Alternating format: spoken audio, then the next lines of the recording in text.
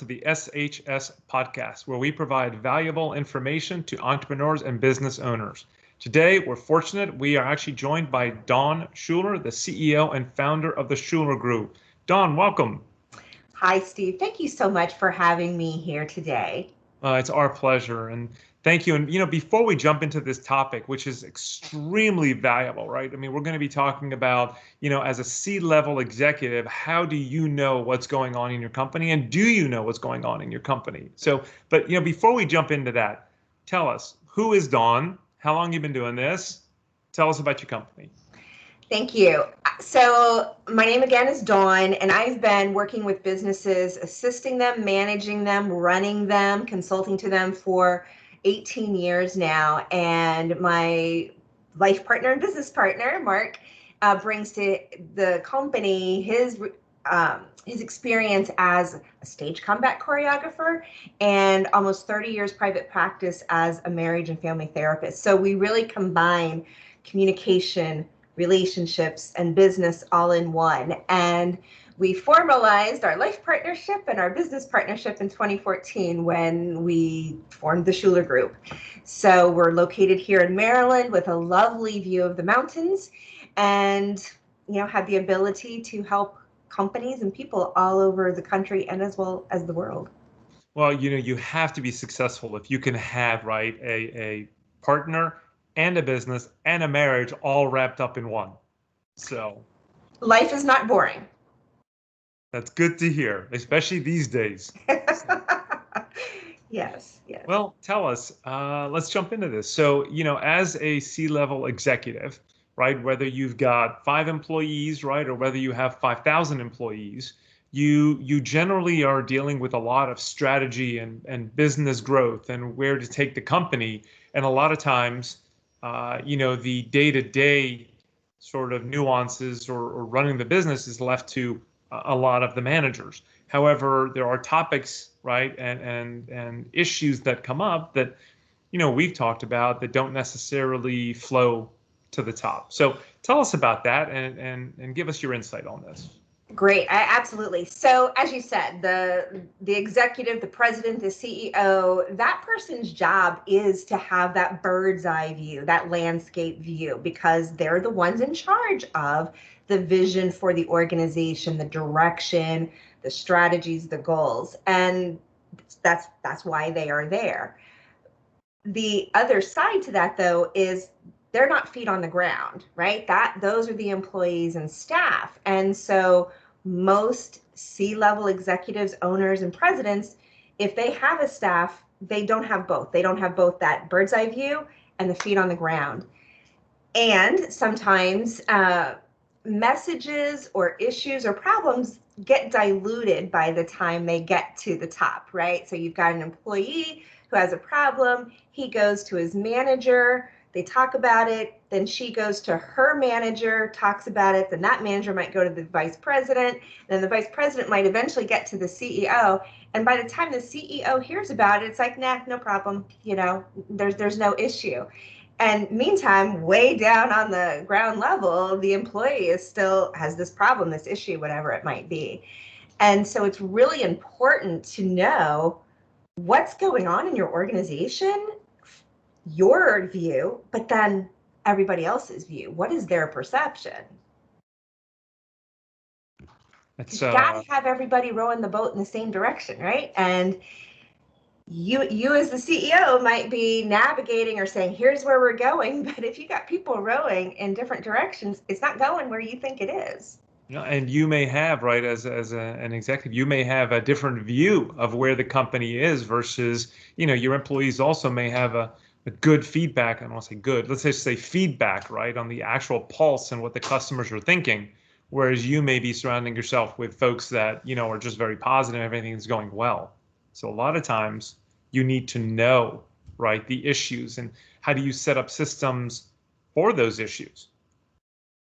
And knowledge is power, right? If you don't really know what's going on, how can you then make good decisions that are going to move that organization forward? You really need to know. And I think, unfortunately, there's so much in our society and culture of you sugarcoat things. You don't come out and say something really directly, because that's either aggressive or belligerent, or it's controversial, or it creates conflict. And it's like, no, let's just talk about what the real problem is, or that there are problems, and then focus on the solution. That's like what, giving a trophy for last place? And there aren't any talent shows anymore. I can remember my daughters going through elementary school, and there was the talent show, and there's no first, second, third place. Everybody gets a medal, and it's just, what is that teaching them, right? Because is that how we do it in the real world and in the business world? Do all the salespeople all get a medal for good effort? Nice work there. No, the top salespeople get rewarded. Absolutely. So, give us some insight here. When you go into a company, right? When you engage with a company, do you have like a specific process? I know that every company is different and they're dynamic, but is there a place that you start and then look, and then sort of what's the end goal to provide, right, the executives with? Absolutely. So our primary product that we like to start with our clients is our company climate inventory, and it's our proprietary diagnostic tool. We go in, there's 80 base questions the client can customize, and then we administer the report, or the survey. Everybody takes it anonymously, which is really important, because that means we have a better chance of getting honest answers and honest feedback.